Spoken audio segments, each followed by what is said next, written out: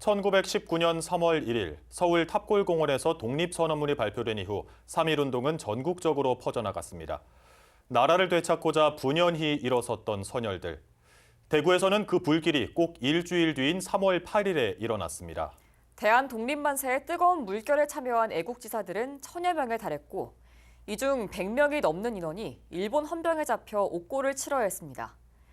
대구 3.8 만세운동, 그날의 함성과 의미를 김민재 기자가 전해드립니다. 3.1운동이 일어난 지 꼭 일주일 뒤인 3월 8일, 신명학교와 개성학교 등 학생과 교사들은 대구 청라 언덕을 넘어 90계단으로 향했습니다.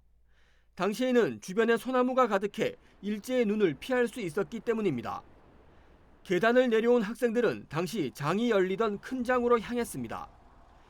오후 2시 이만진 목사를 대표로 한 개신교 인사들을 중심으로 학생, 주민, 상인 등 1000명의 인파가 운집했고 대한독립만세가 울려 퍼졌습니다.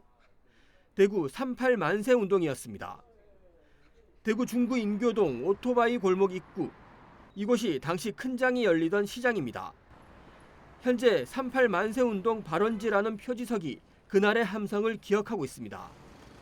이름이 필요 없었습니다. 그냥 대구의 큰 장 하면 전국적으로 유명하던 시장이 거기 있었는데 그 자리, 그 장날이 3월 8일이었습니다. 그래서 그 3월 8일 거기서 이제 만세 운동이 일어났는데 그 일제의 입장에서 보면 그 장터 그 자리가 마음에 안 들겠죠, 그죠? 왜냐하면 조선 사람들이 시장에 올 때마다 뭐 독립운동, 만세운동 한 기억을 떠올릴 거니까. 그래서 일제가 강제로 그 대구의 큰 장을 옮겨버립니다. 지금의 서문시장 자리로. 이후 독립만세 행렬은 당시 경북도청이 자리하고 있던 경상가명공원을 향해 행진을 시작합니다. 중부경찰서 앞에서 일제 경찰에 의해 가로막히자 종로로 방향을 바꿔 양령시 옛 중앙파출소를 거쳐 옛 달성군청이 있던 대구백화점 인근으로 행진을 이어갑니다. 대구 동성로 상가들 사이 만세를 외치는 형상을 한 기념비가 서 있습니다. 이곳이 만세운동의 마지막 종착지입니다. 이곳에 도착한 만세운동 행렬을 기다리고 있던 건 기마 헌병을 비롯해 무장한 일본군 보병 부대였습니다. 무자비한 진압이 시작됐고 결국 대구 3.8 만세운동은 막을 내릴 수밖에 없었습니다. 폭력적인 진압에 수많은 부상자가 생겼고 197명이 일제에 의해 붙잡혔습니다. 대구 만세운동은 이것이 끝이 아니었습니다. 3월 10일과 30일 동문시장, 4월 15일 남구 대명동, 4월 26일과 28일 동구 미대동에서 독립만세운동이 이어졌습니다. 총 6번에 달하는 만세운동에 95명이 옥고를 치렀습니다. 대구 3.8 만세운동은 경상도 지역으로 만세운동이 들불처럼 번지게 만든 도화선이 됐습니다. 만세운동을 하다가 그 당시에 하던 분들이 많이 잡혀갔어요, 사실. 몇 분이 이제 여기에서 풀려난 게 아니고 그냥 도망친 거죠. 도망쳐서 나가셔가지고 뭐 의성이나 또 아니면 상주나 이런 쪽으로 이제 경북 지역으로 흩어집니다. 그래 이걸 가져가서 점차적으로 계속적으로 이제 들불처럼 이제 계속 확산이 돼가는 거죠. 그게 4월 말까지 또 5월까지 더 이상 이어집니다. 이어지다 보니까 더 많은 사람들이 이제 잡혀가서 옥고를 치르고. 3.1운동의 불길이 이어져 대구에서 거세게 타올랐던 1919년 3월 8일의 대구. 나라를 되찾고자 대한독립을 외치며 분연히 일어섰던 선열들은 끈질기고 강인한 우리 민족의 저력을 보여줬습니다. BTV 뉴스 김민재입니다. 보신 것처럼 3.8 만세운동은 대구 지역 독립운동의 신호탄이었습니다.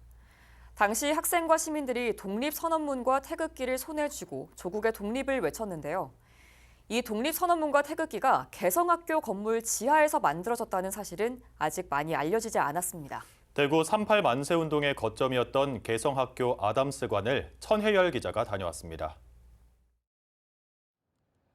개성중학교 아담스관은 영남 지역 최초로 서양식 교육을 담당하는 양옥 교사로 건립 당시인 1908년에는 보기 드물게 지하실이 있는 건물이었습니다. 1919년 3월 7일 개성학교 교사인 김영서, 백남채 등은 학생 김삼도, 이승욱, 허성도, 김수길, 김재범, 이희석 등으로 하여금 이곳 아담스관 지하실에서 기미 독립선언문을 등사하도록 했습니다.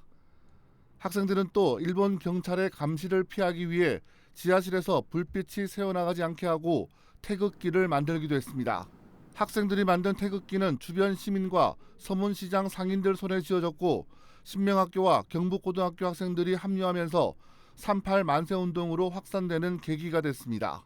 1919년 당시에 양호 건물이 거의 없었습니다. 그 당시에 이곳에 지하실이라는 곳도 있을 수도 상상할 수도 없는 곳입니다. 그래서 조금이라도 빛이라도 새어나가면 안 되는 곳이기 때문에 선생님과 학생들이 그 치열한 감시를 피해서 이곳 지하실에서 독립선언문과 태극기를 제작하여서 대구에서 38 만세운동으로 형을 받은 사람은 총 76명. 이 가운데 개성학교 전현직 교사와 졸업생, 재학생이 44명일 정도로 개성학교는 38 만세운동의 거점 역할을 했습니다. 개성중학교는 지금도 만세운동이 있었던 3월 8일이면 해마다 기념식을 열고 있습니다. 100년 전 그때처럼 전교생이 한자리에 모여 독립선언서를 낭독하고 태극기를 손에 들고 만세를 외치며 선배들의 숭고한 뜻을 이어가고 있습니다. 100년 전 저희 학교의 선배들께서는 지하실에서 태극기와 독립선언문을 인쇄하여 대구 지역의 독립운동에 발판을 마련해 주셨습니다. 이런 선배들의 숭고한 정신을 이어받아서 항상 존경심을 표하며 또 저희 학교에 대한 자부심을 가진 채로 학교 생활에 임할 수 있어서 늘 감사할 따름입니다. 개성중학교 아담수관은 100년이 지난 지금도 당시의 흔적이 고스란히 남아 있습니다. 지하 공간에서 시작한 대구 38 만세운동이 우리들의 역사 속에서 다시 조명되고 있습니다. BTV 뉴스 천혜열입니다.